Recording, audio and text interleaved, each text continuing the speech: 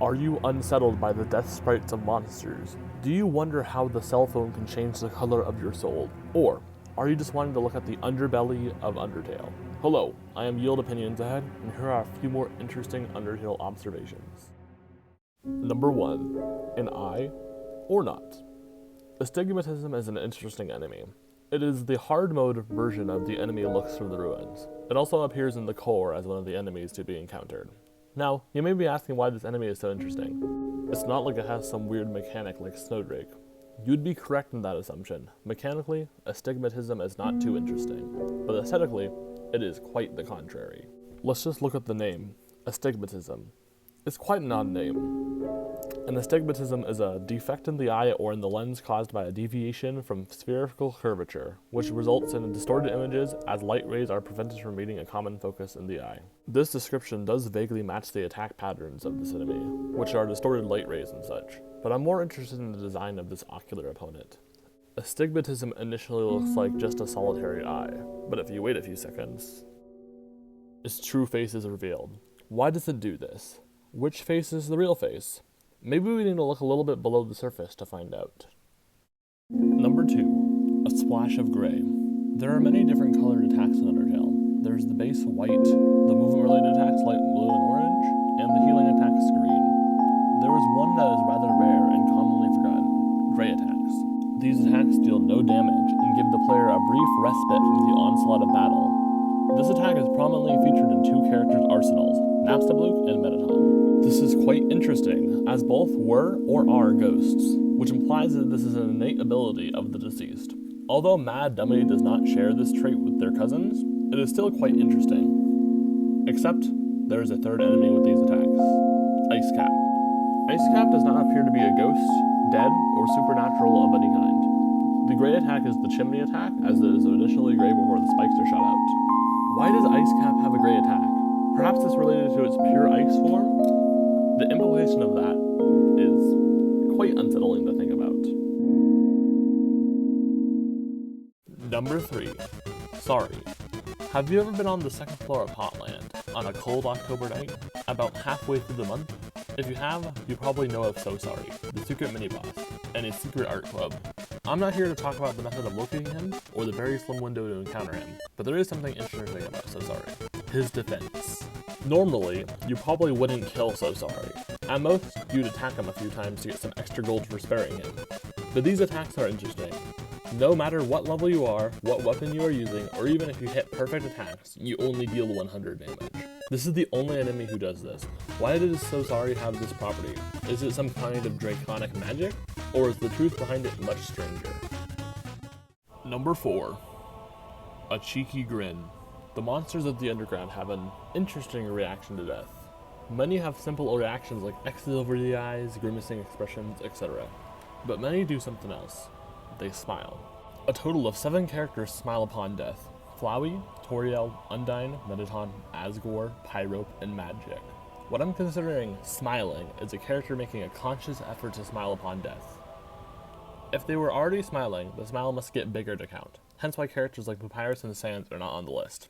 Also, some of the characters I listed like Pyrope and Magic are debatable, since their smiles grow, which in theory could then be flinching emotion upon their deaths. That leaves just most of the main cast. It makes sense why Asgore and Flowy smile on their deaths, since they both want you to kill them on the neutral routes where these smiles can be seen. Toriel smiles out of irony, in that she was killed by the human she was desperately trying to protect. In this genocide route, it's almost like a final joke she couldn't help but laugh at. Metaton smiles during his monologue in his Neo form, and when he is damaged in neutral routes, which could be similar to Pyrope and Magic flinching, but I'll include it anyway. Metaton Neo taunts the player if Hotland and the core kill count aren't exhausted, throwing out a cheeky, "This world will live on." The same quote is heroically shouted by Undyne the Undying when you kill her, with a big, triumphant smile on her face. Why does the cast all smile upon death? Perhaps it's some kind of twisted irony towards a genocidal player. Number 5. Underground housing crisis. For as many monsters as there are in Undertale, there aren't too many places that they call home. Most monsters do not have shelter of any kind. Now, I can understand this for the Ruins monsters, since the Ruins is almost like a giant house in its own respect. But other than Snowdin, where do all these monsters live? We know it can't be the resort, as it only has 4 accessible rooms, and visibly has at most 2 to 3 floors. So where do they live? The easy explanation is New Home, to which some of them probably do. I expect some of the Hotland enemies to live in New Home, but Waterfall is a different story. Other than services like the river person or ferry, Waterfall is pretty inhospitable. Unless you're a snail rancher or a funny talking cat dog, there's not too many places to shack up. Waterfall is littered with moving water, sheer cliff faces, and rickety old bridges. Not the spitting image of home. Not to mention that without the few good Samaritans doing the angel's work, certain areas of Waterfall become completely inaccessible. Although I said earlier that some monsters in Hotland are probably from New Home, why would they go all the way down to floors 1 and 2? It's obviously not work related, since unless you're a floor vent technician, there's not too much to do. If you thought Waterfall was inhospitable, Hotland is worse. Molten magma lines the floor with 1,000-foot drops from thin platforms, fast-moving technology without safety features in sight, and puzzles that can lock you out of going back home. It's a miracle half these monsters are even alive. Could I be overthinking this? Is this a case of video game logic? Perhaps. Number 6. The Wonders of Technology. We know that the soul can change color based on the situation it's in. Papyrus and Sand make your soul blue with their gravity magic, Undyne throws a spear at you, turning your soul green, and Muffet traps you in her web, turning your soul purple. There is one soul color that doesn't really follow this formula. The upgraded cell phone Alphys gives you turns your soul yellow. Obviously, the main question is what the cell phone actually does to turn your soul yellow. All the other soul transformations are caused directly by magic or by environmental hazards. So, how does the soul color change here? It may be a situation similar to Undyne, where the phone transforms into a gun, which is supported by Alphys, saying to press a button on it, which in case of the PC version, the Z key could actually be a button on the phone due to its age, and probably being a flip phone. This is a bit weird though, since we physically can see the phone, and unless there's some hidden compartment or the bolts are being launched from the antenna, I do not see it as a possible way for it to be a gun. The only other explanation is that the phone somehow magically supercharges your soul in some way. Is there another possible explanation? Or am I overthinking this? Number 7. The Face of Photoshop.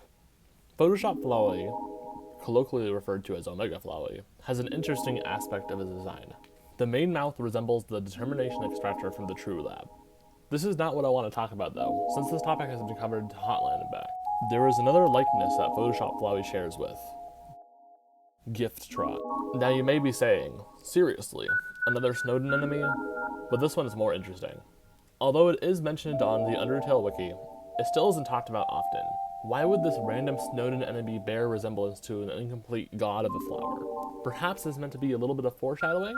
There is one detail that I definitely have not heard anyone talk about though. If you talk to Gift Trot before you leave the underground in the true pacifist route, he states that he'll be staying behind and getting some peace and quiet. There's another monster who also stays behind after this happy ending. Azrael. Perhaps these two are more similar than we initially thought. Number 8. A Voice in the Dark.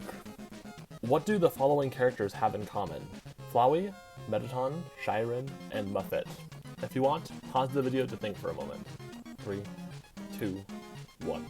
They all have confirmed voices. Let me explain. Flowy says, "What a wonderful idea!"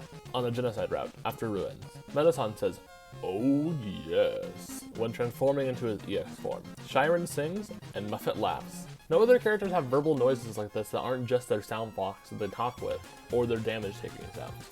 Why is this the case? These characters seemingly have no correlation at a first glance. At first. Shiren is only really tied to Metaton through Blue Acres, and the true pacifist route. The other three are much more interesting. During her fight, Muffet will explain how someone with a sweet smile, and who she saw changing shape in the shadows, hired her to kill you. Commonly, people assume this is foreshadowing to Metaton, although this theory isn't perfect. Metaton himself states that his new body hasn't been unveiled yet until you flip a switch. So, who else could it be? Flowy also vaguely matches this description. His smile may be misconstrued as sweet by Muffet, and his tunneling away may be also mistaken for changing shape in the darkness. This theory isn't as strong as Metaton theory, since the changing shape thing is not as concrete as Flowy. So who is it? Metaton? Flowy? The elusive WD Gaster? Or is it Muffet purposely being vague because she's about to kill you? Side note. My friend Kat suggested this next observation, so kudos to him. Number 9. Snowy. The amalgamates are quite unsettling. The melted monsters combined due to Dr. Alphys' horrible discovery always sends a chill down my spine. Their bodies are twisted together and kept alive through the pure determination flowing through them, making them impervious to damage. All except for one, Snowdrake's mother. She can be damaged, but her health refills at the start of each turn, so you can't kill her still without exploiting, as proved by Half-Bred Chaos. Link to that video in the description. But a question still remains. Why is Snowdrake's poor mother the only amalgamate to take damage? We know she's able to get a happy ending with her son and husband, so what makes her different from the other amalgamates? Perhaps it's because she's fused with Vegetoids and potentially other weak monsters, which makes her attacks and defenses less than that of the others who have stronger monsters to be fused with. Alphys may be the only one to truly know. Number 10. Anticipation. On a cursory glance, this song is just a simpler version of Enemy Approach when fighting the Ruins Dummy and the first Frogget fight. If you have only played the neutral and true pacifist routes, then you will think this is the only case this song is used in. This song is much more prevalent on the Genocide route though. It is basically the main theme of that route.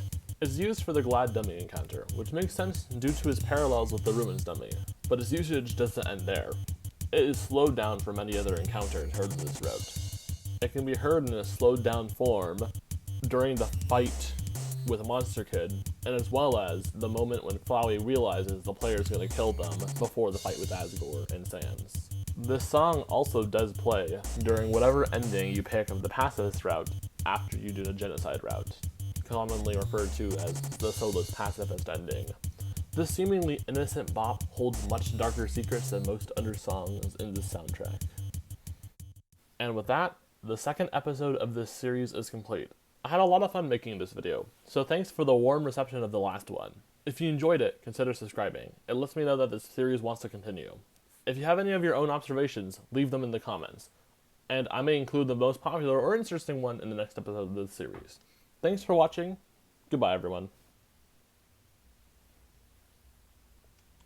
Alright, the unscripted part of the video, once again. Hey. I was considering having the next episode of the series be themed. So I was considering either doing a river person themed episode or maybe even a Gaster themed episode. Whatever you guys want, I guess. If you see this part, then yeah, leave what version of the video you want in the comments. Bye.